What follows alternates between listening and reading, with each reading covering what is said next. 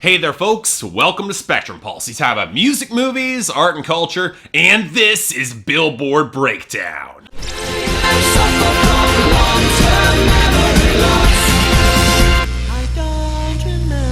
Now before I start, if you're not already aware, my first full-length fantasy novel titled To Kill a Dragon just dropped on Amazon and associated outlets. So if you're interested, I really appreciate it if you took a look. The link's in the description below. Maybe pick up a copy, drop a review. After all, if I dish it out, I need to be able to take it too, and I'd be happy to hear what you think. Now, you see, Drake, what I did there? Right now, called marketing. And while it's on a far smaller scale, probably lead to a far smaller return, I'd argue I didn't screw it up nearly as badly as you did this week. Now I should explain. It's all about that top 10. My initial prediction was that the release of the video for Hotline Bling would dethrone The Hills from the #1 spot. After all, while it topped airplay, it's clearly peaked and was a step back both on sales and streaming, and it lost on YouTube. And considering how much Drake's video was a viral sensation, you'd think it would have worked, except Billboard doesn't count video streams from Apple Music. And thus, considering you only put the video up on YouTube yesterday, several days after the viral explosion was at its peak, Hotline Bling remains stuck at #2, even despite topping streaming and sales. And now you're all thinking, well, there's always next week, except have you seen Adele's sales, streaming, and YouTube stats, plus the fact she's a radio darling? Hello is going for a top 5 debut, if not #1. Drake had a shot for a #1 if he had dropped his video on both platforms, on YouTube and Apple Music, and he blew it. Now, whose fault this is, different question. Did Drake screw it up here, or was it intentional mismanagement on the part of Birdman to rob Drake of his first #1 single and get all the more clout when he eventually sues to get views from the 6th release, considering Birdman's probably been holding it back? Either way, that question is far more interesting than the rest of our top 10, which really didn't change all that much. #3 remains with Justin Bieber's What Do You Mean, which took back YouTube's lead and held on steady in streaming to compensate for weakening radio and sales. Then we have Shawn Mendes went up a slot with Stitches #4, which compensated for a slip in streaming with gains on airplay and sales. Kind of analogous situation to Wildest Dreams by Taylor Swift, which rose up to #5 on even better sales and better airplay gains to compensate for the complete lack of streaming. Granted, the weakness of 679 by Fetty Wap and the Remy Boys had to help here, as while it picked up some radio and held steady on streaming, it had a weaker than expected sales week to fall down to #6. Beneath it, we had Can't Feel My Face by The Weeknd, which held on to #7 because despite plummeting airplay and sales and weakening streaming, it actually gained a little bit on YouTube. Exact same situation for Locked Away by Rock City featuring Adam Levine at #8. Losses across the board, except YouTube. Then there's Watch Me by Silento, which is holding on thanks to pretty much YouTube that will never die and nothing else. And this takes us to our only new top 10 entry this week, Perfect by One Direction. Now I'll talk a little bit more about that song later in the details of this video, but at least got the rollout done properly. Strong sales, good streaming, and YouTube coordinated to net it a top 10 debut. It won't last in the top 10 very long, but it got in, which is saying something. It still managed to pull off the coordination better than Drake did. And on that topic, let's talk a little bit about our losers and dropouts. Quite a few big ones this week in the latter category, with Earned It by The Weeknd, Bad Blood by Kendrick Lamar and Taylor Swift, and House Party by Sam Hunt making their long overdue exits. Hell, even though it was inching up this chart steadily, El Perdón by Nicki Jam and Enrique Iglesias bowed out after its 20 weeks, even though it was on the rise, didn't get high enough, and Fly by Maddie and Tay exited early as predicted. Not that many losses this week though, and they're all pretty predictable. I'm the Plug by Drake and Future drops down to 96 on the count of it being terrible. Frankly, I'm stunned it lasted this long. And Marvin Gaye by Charlie Puth and Meghan Trainor falls hard to 54 for being flat out embarrassingly awful. Although in that case, it might be more because it's nearing its 20 weeks, probably on the way out naturally. Which leads us to the loss for Lose My Mind by Brett Eldridge falling to 67. Yeah, I know, I should have seen it coming. It's nearing its 20 weeks, but still, it's a little bit disappointing that it fell that hard, and we'll probably miss the year-end list for 2015 because of it, because it's a really good song that I really liked. And of course, country radio is plugging its losses in the worst way possible, which takes us to the gains and continued success of Die a Happy Man by Thomas Rhett, rising up to 36 off of being an Ed Sheeran ripoff for Thinking Out Loud, and Break Up in a Small Town by Sam Hunt rising up to 59. Thankfully, the rest of pop radio actually seemed to get its crap together, with Confident by Demi Lovato surging up to 31, Laid All on Me by Rudimental featuring Ed Sheeran rising up to 74, and Back Up by Dej Loaf featuring Big Sean rising up to 62. Although some of that added publicity might be tied into the Lil Durk controversy and the allegations that Dej Loaf might be a lesbian or bi, and I've long ago stopped since caring, and you should stop caring too. It's none of your business. Most bizarrely, we've got the Sun Boost for Stressed Out by 21 Pilots going up to 81. I'm not complaining, it's not a bad song. I guess the mood fits the fall more than the mid-spring, but still odd to see it on the rise months after the album dropped, especially considering it's not one of the better songs from that album. Now on the topic of real returns, let's discuss two of them, shall we?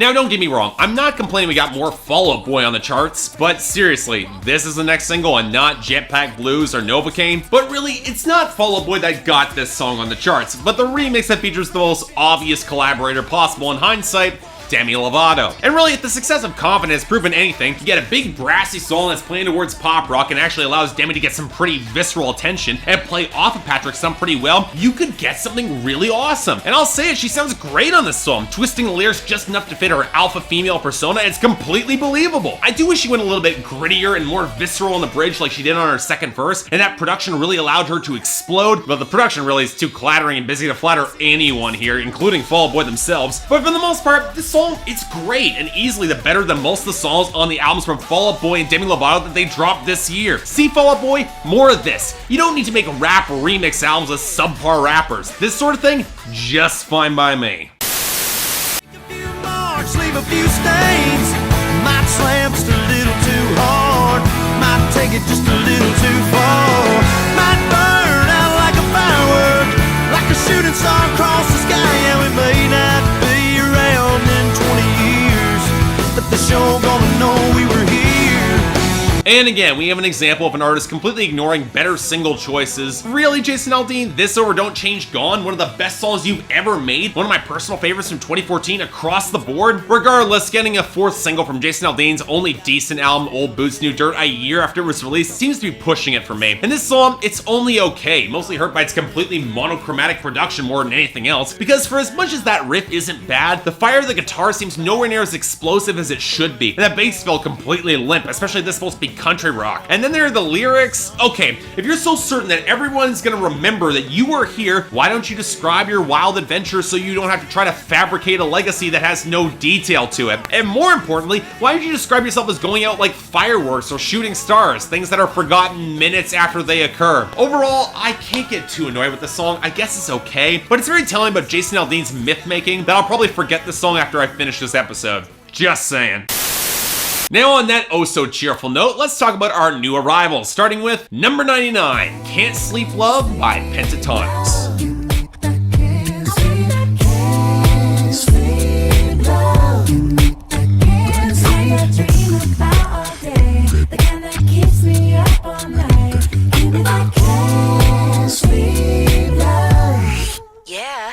Well, it wouldn't have been my choice for a single from the album, but I'm not against Pentatonix breaking onto the radio. I didn't really talk much about Can't Sleep Love when I reviewed the album yesterday, well, it's because I'm ambivalent to positive on the song. The R&B-esque flair is generally likable, Scott Hoying and Mitch Grassi do a fair good job trading off on vocals, especially on the final chorus, and the lyrical sentiment of looking for true love and being heartily sick of the dating scene really rung true for me. I've seen complaints about some of the vocal layering and production being not quite true a cappella. Frankly, I don't quite buy that, considering if you fiddle with the fidelity of a microphone and the layering, you can make the same argument, although many true a cappella fans won't. And really, it's analogous vocal production. Besides, whatever filters are applied on the song are pretty minimal in order to make that melody line a little bit more elastic, and some of the vocal snippets fit in with the mix a little bit better. I'm generally okay with that if it makes for a better sounding song, because overall, this is pretty good. I'll take it. Number 97, Home by One Direction. Calling out for somebody to hold tonight. When you're lost, I'll find a way. I'll be your light. You'll never feel like you're alone. I'll make this feel like home. So if it wasn't for the fact that Drake completely screwed up his number one chances this week, this would have been another week for One Direction. Because this is the first of 2 songs they dropped in preparation for their upcoming record before their hiatus. Except that's a lie, because this song was actually included on the Perfect EP released for their second single and didn't even make the album, which is kind of a shame because it's actually a decent song, showing how they have initially have doubts that the relationship is gonna work out, but when they discover their partner feels the same, they lend some support to each other and it all feels better. It's a pretty sweet sentiment when paired with the liquid erotic of the guitars and those huge drums. It actually does have some impact for me. I do think it's missing a bridge or perhaps another verse to build to a really satisfying emotional climax point, probably the reason that it was ultimately cut from the album, but overall, this song works for me. Might be a sign that the new One Direction album might work out after all. Just saying. Number 95, Roses by the Chainsmokers featuring ROZES. Take me back to a time only we knew how to wait. We could waste a night with an old film, smoke a little weed on the couch in the back room, how to wait. Say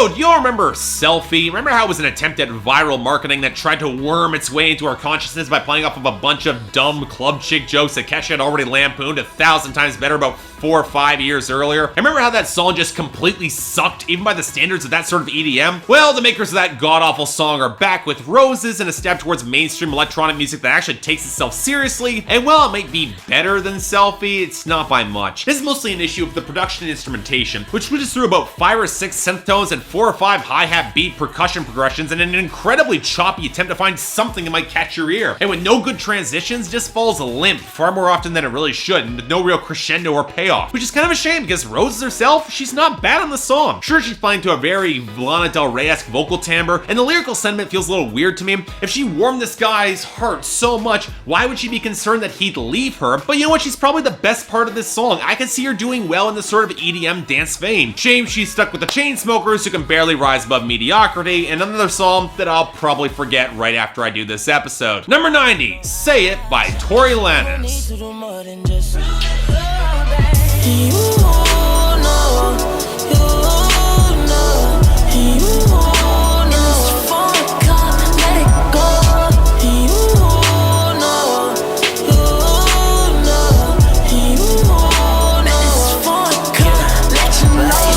You know, when I first saw this guy's name, I didn't recognize it. And considering this guy is Canadian, that's saying something. Because this looks like his first song to make any serious impact on the charts. And he's been putting out mixtapes since 2009. And he did it in a way that I predict will get a lot more popular in modern days, by fitting himself between Drake and The Weeknd, especially with his flow and his delivery. But believe it or not, I actually think this isn't bad. Granted, the sample from Brownstone's If You Love Me from 1994 is doing a lot of heavy lifting and carrying the melody, but the hook is decent and the lyrics aren't that special in telling the girl to prove her love for more than just the foreign car this guy's driving, even though he's very much down to get with her already. The sentiment, it gets the right balance between sincerity and not wanting to get played. If I were to nitpick the song a little bit, I say the pitch correction propping up the crooning is pretty blatant, shouldn't really be there, and the outro feels a little bit overproduced, but you know what? I actually like this song. Hell, I've liked it more than most of what Drake's put out recently. Well, it's because it's got a stable melodic foundation and it actually sounds pretty solid. Nice work, Tory Lanez. Hope to see more from you. Good job. Number 79, Cake by the Ocean by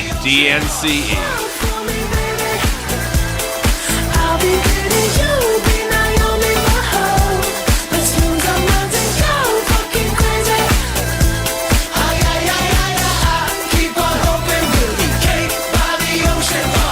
So you know how Nick Jonas has managed to translate his previous career with the Jonas Brothers into a solo run that's actually proven surprisingly good after the misfire that was Jealous? Well, I suspected it would only be a matter of time before the brothers tried a similar solo path, with DNCE the group set up by Joe Jonas. And unlike his brother who tried to move into a smokier, overtly sexual R&B, DNCE is more of a funk pop act trying to capitalize off the continued success of Uptown Funk with Mark Ronson and Bruno Mars. Shame is a lot less good, mostly because the lyrics are way raunchier than they have any right to be with this instrumentation. Once Rihanna and Chris Brown made Birthday Cake back in 2012, the whole cake metaphor got a lot less sexy. And yeah, that bass line is pretty sweet, but it doesn't have anywhere near the prominence and rollick to really anchor the song, especially with the painfully thin guitars and the runny synths that just feel plastic. Especially with Joe Jonas's far from convincing falsetto. The entire song sounds way more broad and goofy than it should, to the point where you actually get the impression they could actually be talking about baked goods, until you get the "you're fucking delicious" line. I was gonna use the line here, "the cake is a lie," but then I'm considering what the sexualization of that metaphor might mean in reference to Portal, and I have to rethink my entire life. Whatever, this song blows. Next. And finally, number 10, Perfect by One Direction.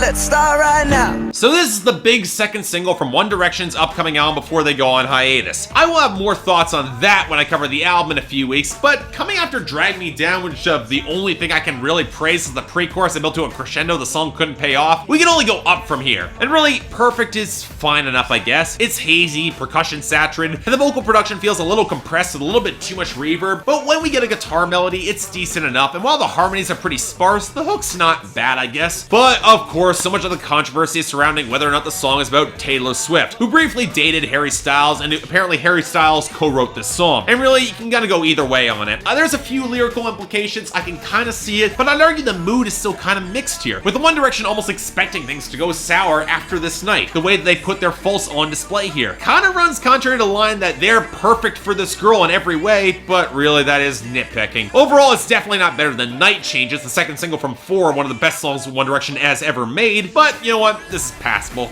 I'll take it. So this week, generally agreeable again, but without too many standout tracks as a whole on both sides. Hell, given the worst of the week to Cake by the Ocean, Dead DNCE, and dishonorable mention to Roses by the Chainsmokers featuring Roses, feels a little bit unfair, considering that neither song is outright terrible. As for the best, well, okay, Irresistible by Fall Away featuring Demi Lovato does run away with best of the week, but honorable mention, a little trickier. And you know what? I'm gonna give it to Say It by Tory Lanez for having a pretty slick, enjoyable vibe and a flow that's pretty solid. I do wish he had a little bit more bass in his voice, but the guy's younger than me, that comes with time. So yeah, a few solid weeks in a row here. Let's hope for more like this. Until then, I'm Mark, you're watching Billboard Breakdown on Spectrum Pulse, and I'll see you next time.